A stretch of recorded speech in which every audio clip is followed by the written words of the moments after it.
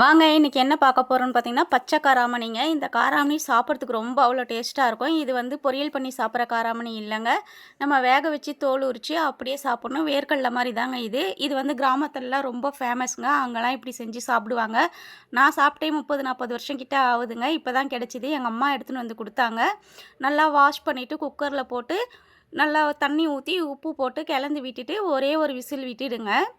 வெந்ததுக்கப்புறமா நம்ம ஓப்பன் பண்ணி பார்க்கலாம் வாங்க. எப்படி இருக்குன்னு பாருங்கள். சூப்பராக இருக்குங்க. இது உடம்புக்கு அவ்வளோ நல்லதுங்க. சின்ன வயசுலலாம் எங்கள் பாட்டிலாம் இது மாதிரி தாங்க செஞ்சு கொடுப்பாங்க. நாங்களாம் நிறைய சாப்பிட்டு வளர்ந்துருக்கோங்க.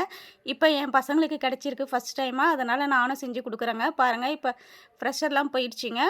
இப்போ உரிச்சு காட்டுறேன் பாருங்கள். உரிச்சா இப்படி தாங்க இருக்கும். நம்ம காராமணி காஞ்ச காராமணி இது தாங்க செய்கிறாங்க.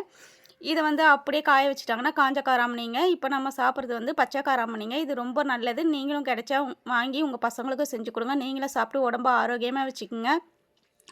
பாருங்க எப்படி இருக்குது பாருங்க. குட்டி குட்டியாக நல்லா கருப்பு கருப்பாக இருக்குது பாருங்க. சூப்பராக வந்துடுச்சுங்க. ரொம்ப டேஸ்ட்டாகவும் இருக்குது. நாங்கள் சாப்பிட்டு பார்த்துட்டோங்க. உங்களுக்கு கிடைச்சா நீங்களும் கண்டிப்பாக வாங்கி சாப்பிடுங்க. இந்த வீடியோலாம் பிடிச்சிருந்தா லைக் பண்ணுங்கள், ஷேர் பண்ணுங்கள், கமெண்ட் பண்ணுங்கள், சப்ஸ்கிரைப் பண்ணுங்கள். அப்படியே இன்ஸ்டாவில் ஃபாலோ பண்ணிக்கோங்க.